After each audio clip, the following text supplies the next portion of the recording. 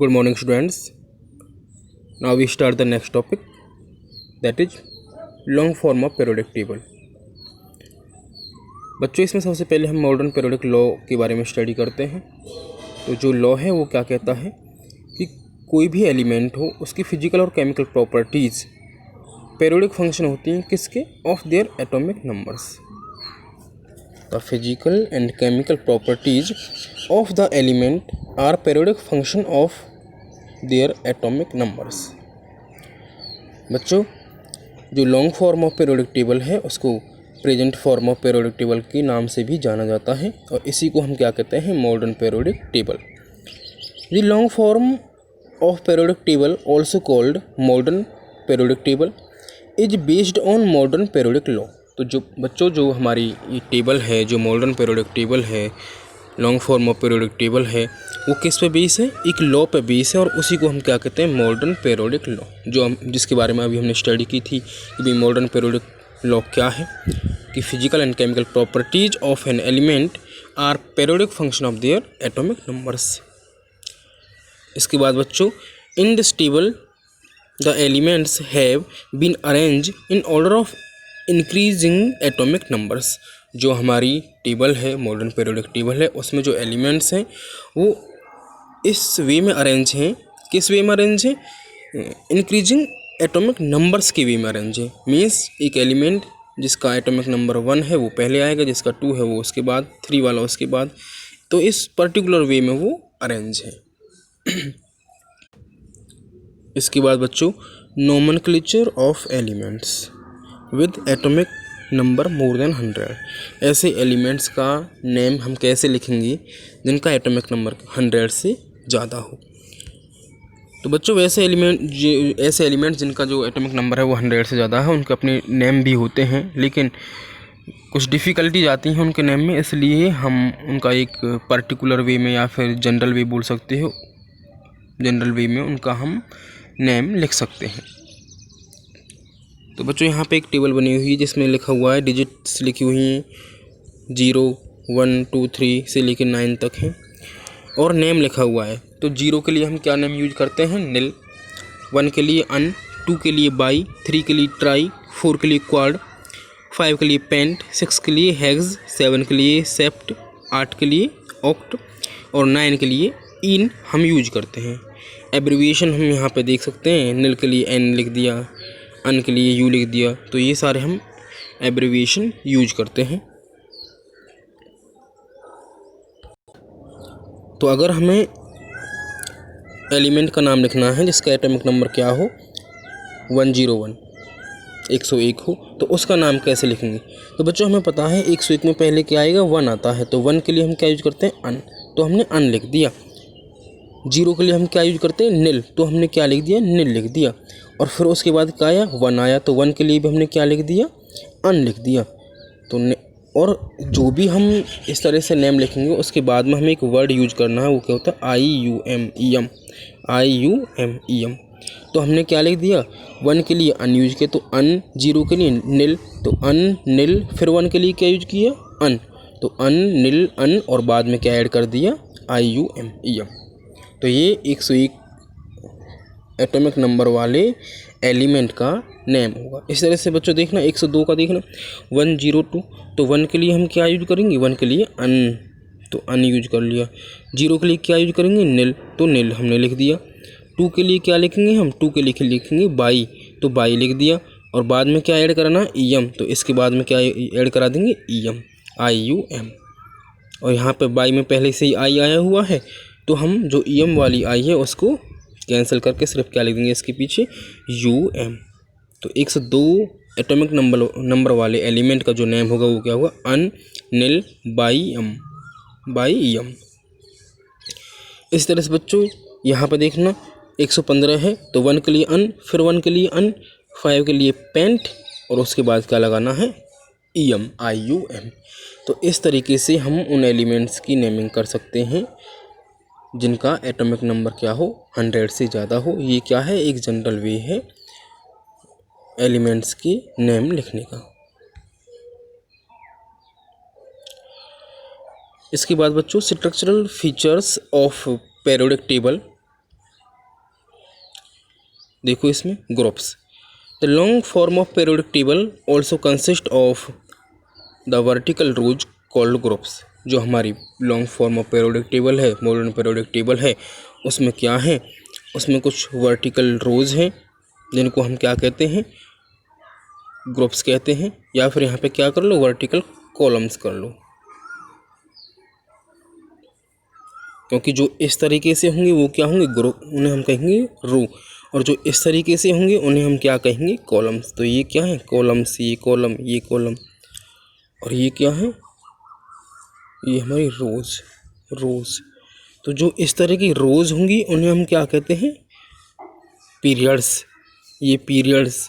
और जो इस तरह की कॉलम्स होंगी या फिर क्या कह दूँ, वर्टिकल रोज होंगी, उन्हें हम क्या कहेंगे, ग्रुप्स।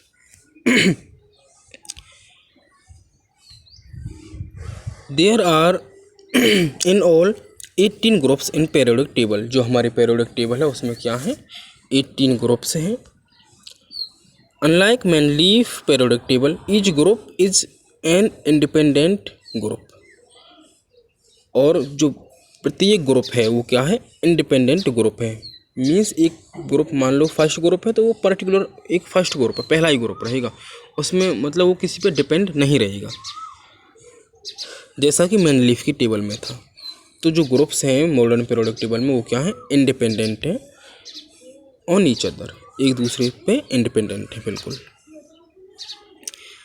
इसके बाद बच्चों आते हैं characteristics of groups. All the elements present in a group have same general electronic configuration of atoms. तो जो भी एलिमेंट्स एक ग्रुप में होंगे उनकी जनरल इलेक्ट्रॉनिक कन्फिगरेशन क्या होगी, सेम रहती है। इसके बाद सेकंड पॉइंट देखते हैं, the element in a group are separated by definite gaps of atomic numbers. जो एलिमेंट्स होते हैं किसी भी ग्रुप में वो एक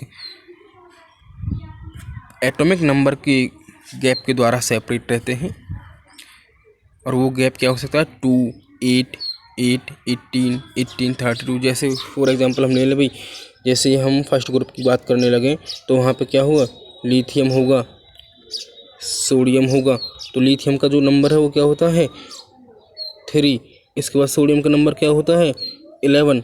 तो लिथियम के और सोडियम के बीच में एक पर्टिकुलर गैप है एटॉमिक नंबर का, और वो कितना है, 11 में से 3 को माइनस करो तो वो क्या आएगा, 8। इस तरीके से मान लो हम हाइड्रोजन की बात करने लगे तो वो क्या, हाँ, फर्स्ट ग्रुप के एलिमेंट्स के ऊपर आती है, इसका नंबर क्या है, 1। 1 के बाद क्या आया, फिर हाइड्रोजन के बाद लिथियम, तो लिथियम का नंबर क्या है, 3, और यहाँ हाइड्रोजन का नंबर क्या है, 1। तो जो पर्टिकुलर गैप है एटॉमिक नंबर का वो क्या है इन दोनों के बीच में, 3 - 1 = 2। तो बच्चों जो एलिमेंट्स हैं किसी भी ग्रुप में उनके बीच में एक पर्टिकुलर गैप होता है एटॉमिक नंबर्स का, और वो क्या हो सकता है, 2 हो सकता है, 8, 18, 32, इस तरीके से वो होता है।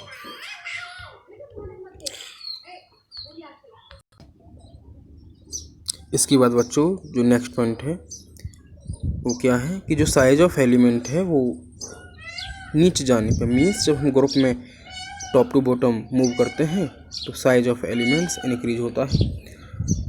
Next is the physical properties of elements such as melting point, boiling point, density, solubility etc. Follow a systematic pattern. और सभी जो प्रॉपर्टीज है, जो फिजिकल प्रॉपर्टीज हैं, उनका एक सिस्टेमेटिक पैटर्न होता है एक ग्रुप में। The element in each group have generally similar chemical properties. और एक जो ग्रुप है उसके जो एलिमेंट्स हैं उनकी केमिकल प्रॉपर्टीज भी अप्रॉक्सीमेटली सिमिलर सी ही होती है। तो ये था बच्चों ग्रुप्स के बारे में। नेक्स्ट जो टेबल है उसमें हमारी जो मॉडर्न पीरियोडिक टेबल है उसमें 7 पीरियड्स हैं, तो उनके बारे में थोड़ी स्टडी करते हैं। The horizontal rows in periodic table are known as periods. तो जो हॉरिजेंटल रोज होती हैं बच्चों, मैंने पहले बताया था, जो इस तरह की रोज रहेंगी उन्हें हम क्या कहेंगे, पीरियड्स कहेंगे। There are in all 7 periods. और हमारी जो टेबल है उसमें 7 पीरियड्स हैं। इसके बाद देखते हैं characteristics of periods. First one is in all the elements present in a period the electrons are filled in same valence shell. जो एक पीरियड में एलिमेंट्स होंगे उनमें क्या होगा, the electrons are filled in same valence shell. जो electrons fill होंगे वो क्या होंगे, एक सेम वैलेंस सेल में ही फिलअप होंगे। देखो यहाँ पे एग्जांपल देखते हैं हम। मान लो हम इस ग्रुप इस पीरियड की बात करते हैं, जैसे ये ले लिया जी हमने, carbon carbon nitrogen oxygen fluorine, इसके बाद क्या आएगा, नियोन आएगा। कार्बन का नंबर क्या है 6, इसका 7, इसका 8, इसका 9। तो ये क्या है, एक पीरियड है। अच्छा जी, अब अगर मुझे इसकी क्या करनी हो, इलेक्ट्रॉनिक कन्फिगरेशन करनी हो, तो कैसे करूँगा, 1s2 2s2 और 2p2 2p2। तो ये किसकी हुई, कार्बन की। अगर मुझे यहीं पे फिर नाइट्रोजन की करनी होती तो इसमें 7 इलेक्ट्रॉन्स हैं, तो 7 इलेक्ट्रॉन्स तो एक इलेक्ट्रॉन पी में और फिलअप हो जाएगा आगे। तो इसमें क्या आ जाएगा फिर लास्ट में 2p3 2p3।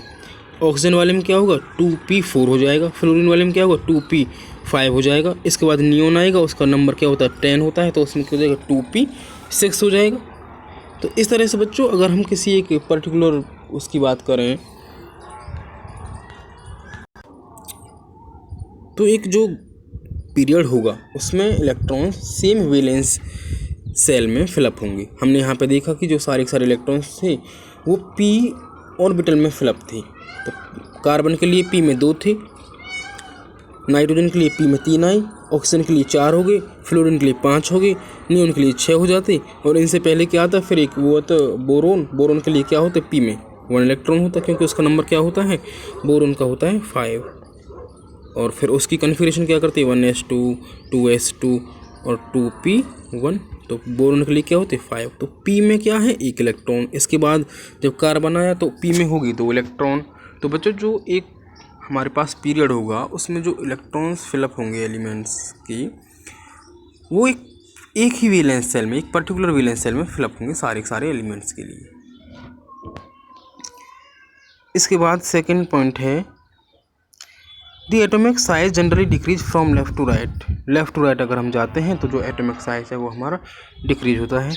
बच्चों जब हम किसी पीरियड में मूव करते हैं लेफ़्ट टू राइट तो एटॉमिक साइज क्या होता है, डिक्रीज होता है। लेकिन जब हम किसी ग्रुप में मूव करते हैं टॉप टू बॉटम तो हमारा जो एटॉमिक साइज है, जो एलिमेंट्स का एटॉमिक साइज है वो क्या होता है, इंक्रीज होता है। तो ये पीरियड्स के बारे में थोड़ी स्टडी थी।